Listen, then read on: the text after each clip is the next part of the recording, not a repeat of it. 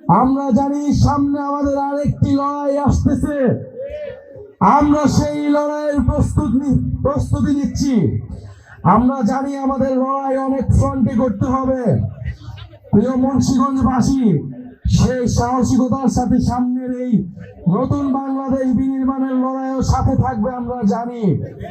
প্রিয় মুন্সিগঞ্জবাসী, আমরা আজকে আপনাদের কাছে ওয়াদা করতে এসেছি, ওয়াদা নিতে এসেছি।